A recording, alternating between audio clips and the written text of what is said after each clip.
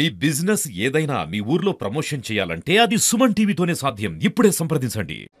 Hi hello నమస్తే, welcome to Suman TV. ప్రస్తుతం మనం మహబూబాబాద్ స్కూల్లో ఓ ప్రైవేటు విద్యా సంస్థలో ఉన్నాం. ప్రస్తుతానికి ఏంటంటే టాపిక్ మెయిన్గా కొన్ని రాష్ట్రాలలో బ్యాక్ బెంచ్ అనే మొత్తం ఒక హాట్ టాపిక్గా మారింది. ఎందుకు మరి ఈ హాట్ టాపిక్ బ్యాక్ బెంచ్ ఏంటి? అసలు బ్యాక్ బెంచ్లో కూర్చున్న వారు చదువుకోరు, అలా సంబంధించినటువంటి పేరెంట్స్ కూడా బ్యాక్ బెంచ్ నుంచి మా అబ్బాయిని ముందుకు కూర్చోబెట్టండి, మా సెంటర్లో కూర్చోబెట్టని చెప్పేసి చిన్న కాన్ఫిడెన్స్ వస్తున్న నేపథ్యంలో ఎందుకు మరి ఆ బ్యాక్ బెంచ్కున్న ఆ అర్హత ఏమిటి, బ్యాక్ బెంచ్లో ఉన్నది అసలు ఏంటి, దాంట్లో ఉన్నది బ్యాక్ బెంచ్లో కూర్చుంటే చదువు రాదా, లేకపోతే విద్యార్థులలో అలాంటి పరిజ్ఞానం లేదా, ఎందుకు మరి ఆ బ్యాక్ బెంచ్ అనేది పేరు వచ్చిందని తెలుసుకునే పూర్తి ప్రయత్నం చేద్దాం. ప్రస్తుతానికి కేరళ ఇటు తమిళ రాష్ట్రంలో మొత్తం ఇది హాట్ టాపిక్గా మారింది. బ్యాక్ బెంచ్లో ఉన్నటువంటి వ్యవస్థ దాన్ని మార్చాలి, ఇది వైద్య సంబంధించినటువంటి విద్యా ప్రమాణాలను వాళ్ళ విద్యార్థుల ప్రామాణికలని పక్కన పెట్టేసి కూడా వాళ్ళు యూ ఆకారం షేప్లో ఉండాలని చెప్పేసి కొన్ని విద్యా సంస్థలు ప్రభుత్వాలు అందం అంటే మొత్తుకున్నప్పటికీ కూడా కొంచెం పట్టించుకునే పరిస్థితి ఉంది. అంటే విద్యా ప్రమాణాలను మనం చిన్నప్పటి నుంచి కూడా చూస్తున్నాం. మన క్లాస్ రూమ్లో మనం ఉన్నాం, ప్రస్తుతం మనం చూస్తున్నాం. అంటే విద్యార్థులు కూడా ఒకటి నుంచి ఇక్కడ ఉన్నటువంటి సుమారు 5-6 బెంచ్లు ఉన్న విద్యార్థులు కూడా ఫుల్ఫిల్ అయ్యారు. లాస్ట్ బెంచ్లో కూడా అంటే సంబంధించిన బ్యాక్ బెంచ్లో కూడా విద్యార్థి మధ్య కూర్చున్న పరిస్థితి ఉంది. ఇటువైపు అమ్మాయిలు ఇటువైపు అబ్బాయిలు కూర్చున్న పరిస్థితి ఉంది. మరి బ్యాక్ బెంచ్లో ఉన్నటువంటి విద్యార్థులు చదివారు అన్న ఒకటి నానుడైతుంది. అట్ ద సేమ్ టైం అంటే పేరెంట్స్ కూడా మా పిల్లవాడిని బ్యాక్ బెంచ్లో కూర్చోబెడుతున్నారు, అక్కడికి తీసుకెళ్ళి ముందు కూర్చోబెట్టండి, మనకు అర్థం కావట్లేదు అని చెప్పేసి నా పేరెంట్స్ టీచర్స్కి కొంతమంది కాంప్లైంట్ చేసిన సందర్భాలు కూడా ఉన్నాయి. అసలు మరి ఎందుకు మరి బ్యాక్ బెంచ్ వచ్చింది, బ్యాక్ బెంచ్ పిల్లగాడు చదవడా, అసలు ఎందుకు మనం ఒక పిల్లగాని అడిగే ప్రయత్నం చేద్దాం. బ్యాక్ బెంచ్లో కూర్చొని కొంతమందికి అలవాటు బ్యాక్ బెంచ్ ఎర్రా అని కొంతమంది హేళన చేసే సందర్భాలు ఉంటాయి. అలాంటప్పుడు వాళ్ళకి ఏం చెప్పబోతున్నాను అంటే బ్యాక్ బెంచ్లో కూర్చుంటేనే చదువు రావడం అనుకోకూడదు. ఎక్కడైనా వస్తుంది, కానీ మనం వినే బట్టి ఉంటుంది. అది ఎక్కడైనా కూర్చోవచ్చు. మనం బ్యాక్ బెంచ్లో నాలెడ్జ్ గెయిన్ చేసుకోవాలి. చెట్టు కింద కూర్చోబెట్టినా కూడా మనం చదువుకోవచ్చు. అలా అని ఎవరు హేళన చేయకూడదు. ఎక్కడి నుంచి విన్నా కొంచెం కాన్ఫిడెన్స్గా వింటేనే ఉంటుంది. చాలామంది పేరెంట్స్ ఏమంటారు అంటే మా పిల్లలను వెనక బెంచ్లో కూర్చుంటారు, వాళ్ళకి ఏం చదువు రాదు అట్లా అంటారు. అట్లా విన్నాను, అంటే ఈ మాట విన్నాను. విన్నా. మా పిల్లల్ని బ్యాక్ బెంచ్లో కూర్చోకండి, ఫస్ట్ బెంచ్లో కూర్చోబెట్టండి, వాళ్ళకి బ్యాక్ బెంచ్లో కూర్చుంటే ఏం స్టడీ రావట్లేదు అట్లని చాలా మంది చెప్తారు. సో దాని గురించి నేను చెప్తున్నా అంటే దానికి బ్యాక్ బెంచే కారణం అంటావా, విద్యార్థుల్లో ఉన్నటువంటి నైపుణ్యత కారణం అంటావా? అంటే వాళ్ళు ఏమనుకుంటున్నారంటే మా పిల్లడు బ్యాక్ బెంచ్లో కూర్చుంటే ఏం విన్నాడు సరిగా, వెనక ముచ్చట్లు పెడతావు ఏదైనా అట్లా అనుకుంటారు వాళ్ళు.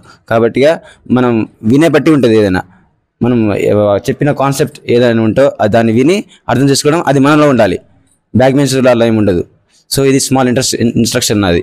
చదువు చెప్పు. బ్యాక్ బెంచ్ స్టూడెంట్స్ డల్గా ఉంటారు, బ్యాక్ బెంచ్ స్టూడెంట్స్ పూర్ ఉంటారు, బ్యాక్ బెంచ్ స్టూడెంట్స్ కొంచెం అల్లరి చేస్తారు, అంటే వెహికల్ చేష్టలు చేస్తారని చెప్పేసి మామూలుగా మనం వింటున్నాం. అది వాస్తవం అంటారా? అది కొంతవరకు వాస్తవం అవ్వచ్చేమో, కానీ మ్యాక్సిమం టీచర్ కంట్రోల్ చేయగలుగుతుంది క్లాస్ని. ఎంత బ్యాక్ బెంచ్ అయినా టీచర్ దాన్ని కంట్రోల్ చేయగలుగుతుంది. బ్యాక్ బెంచర్ అందరూ ఏమీ అల్లరి చేయరు, మ్యాక్సిమం అందరూ మామూలుగానే ఉంటారు. మేము కూడా బ్యాక్ బెంచర్సే ఎప్పుడు సార్ వాళ్ళు లేకపోయినా మేము క్వైట్ అయినా ఉంటాం. ఎప్పుడైనా స్టడీ గురించి థింక్ చేస్తాం, ఆలోచిస్తాం. ఏ బెంచ్లో కూర్చున్నా నార్మలే, ఫస్ట్ బెంచ్ లాస్ట్ బెంచ్ ఏ బెంచ్ కాదు, కానీ స్టడీ అయితే కాన్సన్ట్రేషన్ పెట్టడం వల్లనే మనకు అర్థమవుతుంది. నీకు ఎప్పుడు అనిపించలేదా అంటే ఫ్రంట్ బెంచ్లో కూర్చోవాలి, ఇక్కడ కూర్చోవాలి, నీకు ఏమైనా అనిపించలేదా? నీకు ఏం అనిపించలేదు, కానీ ఒక్కొక్కసారి కనిపించకపోవడం వల్ల కొంచెం ఇబ్బంది అయ్యేది. కానీ ఏ బెంచ్ అయినా మామూలుగానే ఉంటుంది. ఆ పిల్లల్ని ఫ్రంట్లో కూర్చోబెట్టండి, మా వానికి అర్థం కావట్లేదు అని చెప్పేసి సందర్భాలు విన్నావు ఎప్పుడన్నా? విన్నా, చాలాసార్లు విన్నా. ఏమంటారు పిల్లలు, ఏమంటారు తల్లిదండ్రులు ఏమంటారు? మా అబ్బాయి ముందు బెంచ్లో ఉంటేనే మంచిగా వింటాడు, లేకపోతే వెనక బెంచ్లో ఉంటే పాడైపోతాడు, అందరితోని అల్లరి చేస్తాడు అని చాలాసార్లు విన్నా. ప్రస్తుతం మనతో మాట్లాడడానికి మరికొంత అమ్మాయిలు ఇక్కడ ఉన్నారు, వాళ్ళు అడిగి తెలుస్తుందా? మీరు చెప్పండి అమ్మా, బ్యాక్ బెంచ్ ఏంటమ్మా, బ్యాక్ బెంచ్ పరిస్థితి ఏంటి అసలు? బ్యాక్ బెంచ్ ఉన్న వాళ్ళు డల్గా ఉంటారు, చదవారని ఒక చిన్న అంటున్నారు, వాస్తవం అంటారు అది? Yes, it's true, but all are thinking their parents backbenchers are dullers and they did not listen. Parents antuntarra compulsory? Yes, parents are saying that like only they did not attempt lessons and they can't reach their voice in front of sir and they can't lessons and so many reasons are there in parents' minds and actually backbench students are only clovers. They reached their life successfully And a backbench, I'm also backbench student only. In my class, I'm the ranker. I'm proud of myself. Backbenchers of successful in their చాలా life. మంది ఒక 10 మంది friends కూర్చొని మాట్లాడుకున్నప్పుడు కూడా అరే వాళ్ళు back bench student రా అని చెప్పేసి కొంతమంది హేళన చేసిన సందర్భాలు ఉంటాయి. అలాంటప్పుడు ఏమనిపిస్తుంది అసలు? అలాంటప్పుడు ఏమనిపిస్తుంది అంటే, కానీ వాళ్ళకున్నంత ఎవరి నాలెడ్జ్ వాళ్ళకి ఉంటుంది, అది వాళ్ళకి తెలుసు. ఎక్కడ ప్రూవ్ చేసుకోవాలో అక్కడ ప్రూవ్ చేసుకోవాలి. That's it. బ్యాక్ బెంచ్ కూర్చోవడం అనేది మ్యాటర్ కాదు, మనకి ఉన్న నాలెడ్జ్ బట్టి గెయినింగ్ చేసుకునే దాన్ని బట్టి ఉంటుంది. సార్ చెప్పేది అందరికీ ఒకలాగానే చెప్తారు, కానీ మనం గెయినింగ్ చేసుకునే దాన్ని బట్టి, మనం అండర్స్టాండ్ చేసుకునే దాన్ని బట్టి ఉంటుంది. ఎవరి నాలెడ్జ్ వాళ్ళకు ఉంటుంది. బ్యాక్ బెంచర్ అనే అమ్మాయో అబ్బాయో కూర్చుంటే అది మ్యాటర్ కాదు, మనం లిజన్ చేసే దాన్ని బట్టి ఉంటుంది. ఫస్ట్ బెంచ్లో ఉండే వాళ్ళు చదువుతారు, లాస్ట్ బెంచ్లో ఉండే వాళ్ళు కూడా చదువుతారు. బట్ లాస్ట్ బెంచ్లో ఉండే వాళ్ళు ఎంత అంటే బోర్డ్ వెనకాల కూర్చోవడం వల్ల క్లియర్గా కనపడుతుంది. ఒక్కొక్కసారి మాటలు సార్ చెప్పేది టీచింగ్ వినపడదు, బట్ ఇంకోసారి మనం సార్ని అడిగినప్పుడు సార్ మంచిగా మనకి టాపిక్స్ అనేది ఎక్స్ప్లెయిన్ చేస్తారు. దాన్ని బట్టి మనము ఎంత నాలెడ్జ్ గెయిన్ చేసుకుంటామో దాన్ని బట్టి ఉంటుంది. నన్ను బ్యాక్ బెంచ్ కూర్చోబెట్టారు కదా, ఏంటి అందరు ముందు కూర్చున్నారు అనే సెల్ఫ్ ఫీలింగ్ అని ఉంటుంట అతనిలో? Because of height problem or any other situations are there get.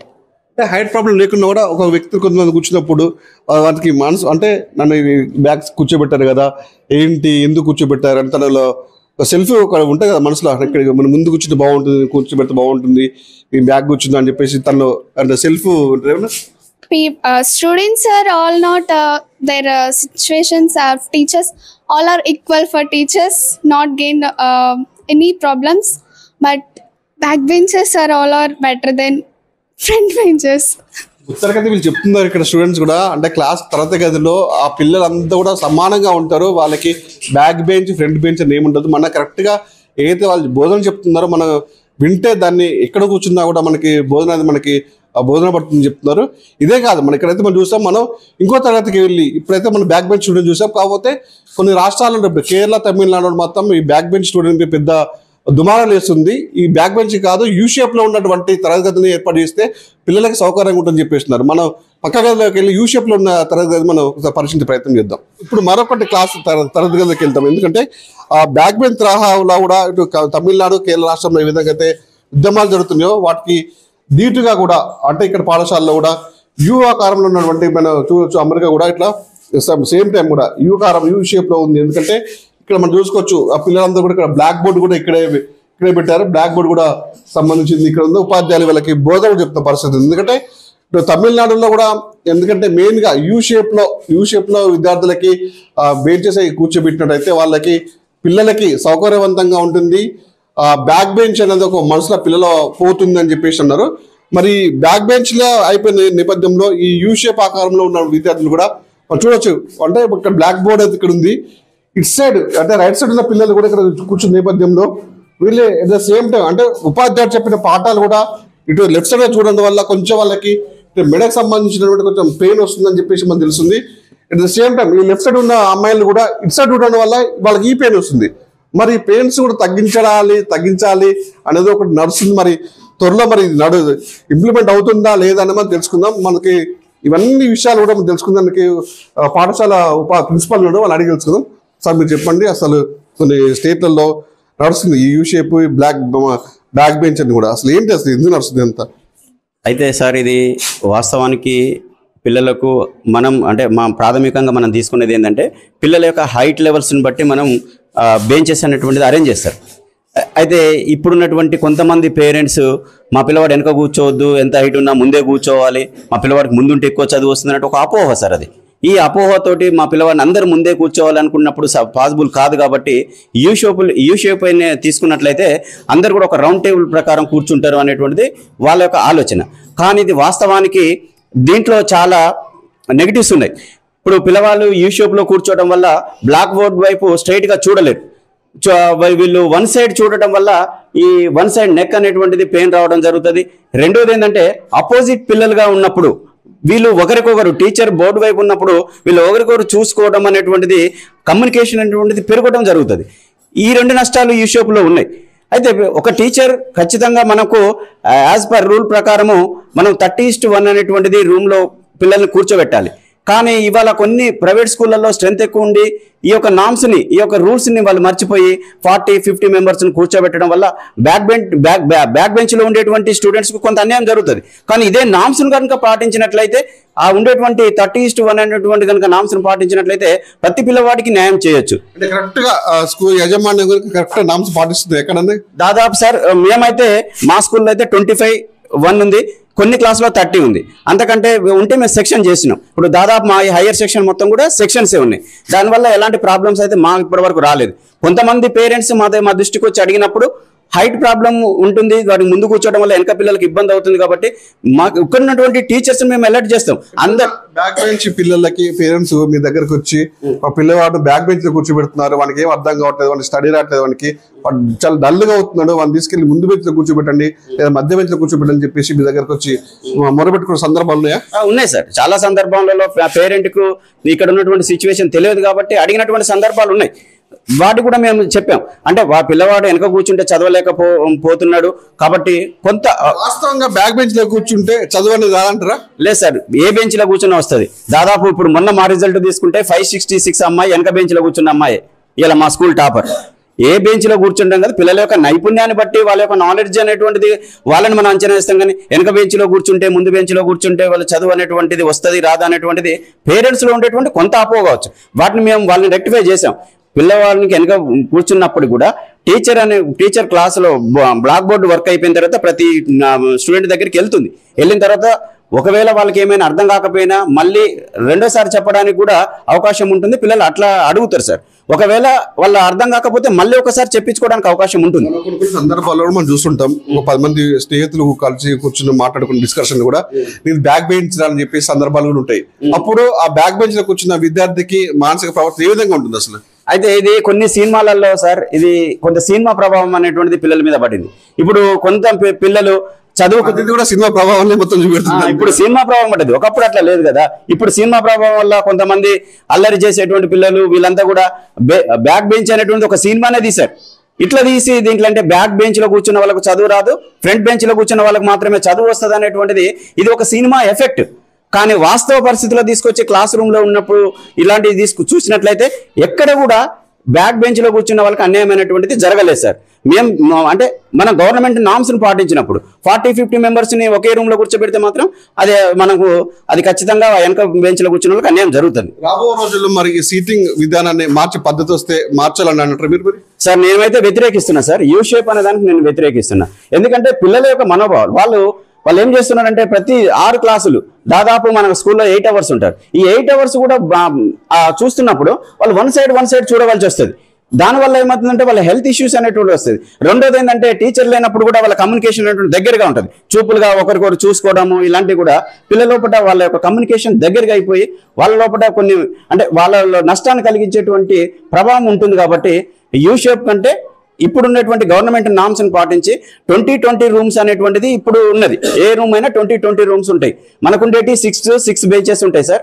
మనము ఎప్పుడు ఎగ్జామ్స్ కండక్ట్ చేసిన గ్రూప్ 1 నుంచి కూడా మనకు ఐఆర్డీసీ నామ్స్ ప్రకారం వచ్చేసి ఒక క్లాసులో 25 మెంబర్స్ ని కూర్చోవాలనేటువంటిది వస్తుంది. కాబట్టి అదే నామ్స్ కనుక పాటించినట్లయితే వెనక బెంచ్ కానీ ముందు బెంచ్ పిల్లలకు కానీ ఎలాంటి అన్యాయం జరగదన్నటువంటి నా ఆలోచన. బ్యాక్ బెంచ్ ఈ యూ షేప్ బెంచ్ లాంటివి సంబంధించినవి కొన్ని రాష్ట్రాల్లో పెద్ద యుద్ధమే నడుస్తుంది. అసలు మరి దీన్ని ఎట్లా చూస్తారు మీరు? సార్ దీన్ని రాజకీయ కోణంలో చూస్తాం సార్ మేము. ఎందుకంటే మేము చూస్తున్నాం, మేము కూడా ప్రతిరోజు చూస్తున్నాం. అంటే కొన్ని పార్టీలు అంటే ఇది ఎక్కడికి వెళ్ళిపోయిందంటే ఇది పొలిటికల్ వాళ్ళ యొక్క లైన్లోకి వెళ్ళిపోయింది. పొలిటికల్ లైన్లోకి వెళ్ళిపోయి కొన్ని పార్టీలు ఏమో దీన్ని సమర్థించడం, కొన్ని పార్టీలు ఏమో దీన్ని వ్యతిరేకించడం. కానీ వాస్తవ పరిస్థితులు తెలుసుకోవాలి. ఇలా పార్టీలు రాజకీయాలు పక్కకు పెట్టి విద్యార్థులకు ఏది లాభం అనేటువంటిది దాని మీద సర్వే జరిపించాలి. సర్వే జరిపించి అది మెజార్టీ సర్వే కనుక ఏదైతే వస్తుందో అది చేస్తే బాగుంటుందని నా ఆలోచన సార్. ఉత్తరకైతే ఇక్కడ ఉన్నటువంటి ఉపాధ్యాయులు చెప్పిన పరిస్థితి మనం విన్నాం కదా. బ్యాక్ బెంచ్ స్టూడెంట్స్ కూడా మన దగ్గర కూడా టాపర్స్ ఉన్నారు. వాళ్ళు చదివే విద్యా ప్రామాణిక మీద వాళ్ళ మీద మనసు మీద ఆధారపడుతుంది తప్పితే బ్యాక్ బెంచ్ యూ షేప్ లా ఉన్నటువంటి దాని మీద ఆధారపడదు. అట్ ద సేమ్ టైం ఉపాధ్యాయులతో సంబంధించినటువంటి పిల్లల తల్లిదండ్రులు కూడా వాళ్ళ మానసిక ప్రవర్తన మీద ఆధారపడి కూడా బ్యాక్ బెంచ్ అయితేనేమి, ఫ్రంట్ బెంచ్ అయితేనేమి, సెంటర్ బెంచ్ అయితే ఏ బెంచ్ రాస్తాను కానీ వాడి మీద ఉన్నటువంటి వాడికి విద్యా బోధన వాడికి సరిగా విన్నట్టయితే ఏ బెంచ్లో కూర్చున్నా కూడా వాడు మెరుగ్గా రాణించగలుగుతా చెప్తున్న పరిస్థితి. కాకపోతే కొన్ని రాష్ట్రాలలో ఇటు తమిళనాడు కానీ కేరళ రాష్ట్రంలో కానీ ఇటు బ్యాక్ బెంచ్ విషయంలో మనం కొన్ని ఆందోళనకర కార్యక్రమాలు చూస్తున్నప్పటికీ కూడా మరి ముందు మరి తెలంగాణ వైపు వస్తాయా రావని వేచి చూడాల్సిన పరిస్థితి.